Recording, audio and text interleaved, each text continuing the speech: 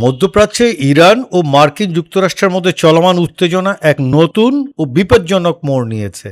মার্কিন রণতরী Abraham Lincoln সহ বেশ কিছু সামরিক সরঞ্জাম ওই অঞ্চলে মোতায়েন করার প্রতিবাদে এবং নিজেদের সামরিক সক্ষমতা প্রদর্শনে ইরান হরমুজ প্রণালীতে দুদিনব্যাপী সরাসরি গুলিবর্ষণ সহ নৌমহড়ার ঘোষণা দিয়েছে।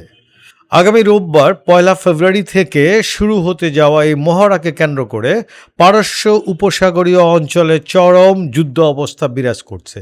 ইরানের এই ঘোষণার পর মার্কিন সামরিক বাহিনীর সেন্ট্রাল কমান্ড সেন্টকম তেহরানকে কঠোর হুঁশিয়ারি প্রদান করেছে। ওয়াশিংটন জানিয়েছে মার্কিন যুদ্ধজাহাজের উপর দিয়ে ইরানি ড্রোন বা বিমানের উড্ডয়ন কিংবা দ্রুতগামী ইরানি স্পিডবোটের মাধ্যমে সংঘর্ষের উস্কানি দেওয়ার মতো যে কোনো অনিরাপদ কর্মকাণ্ড তারা কোনোভাবেই সহ্য করবে না।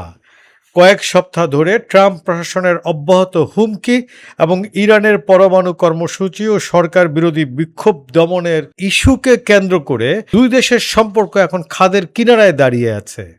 এদিকে কূটনৈতিক পর্যায়েও তৈরি হয়েছে এক ধরনের ধোঁয়াশা। ইরানের পররাষ্ট্রমন্ত্রী আব্বাস আরগাকচি শুক্রবার 30 জানুয়ারি এক বিবৃতিতে জানিয়েছেন তার দেশ একটি ন্যায্য ও সঠিক আলোচনার জন্য প্রস্তুত। তবে তিনি প্রেসিডেন্ট ট্রাম্পের প্রধান দাবিগুলি সরাসরি প্রত্যাখ্যান করে স্পষ্ট করে দিয়েছেন যে ইরানের প্রতিরক্ষা কৌশল এবং মিসাইল বা ক্ষেপণাস্ত্র ব্যবস্থা নিয়ে কোনো অবস্থাতেই কোনো সমঝোতা হবে না। ট্রাম্প প্রশাসনের কঠোর চাপ ও সামরিক সমাবেশের মুখে ইরানের এই অনড় অবস্থান মধ্যপ্রাচ্যের ভূ রাজনৈতিক স্থিতিশীলতাকে বড় ধরনের হুমকির মুখে ফেলেছে বলে মনে করছেন বিশ্লেষকেরা।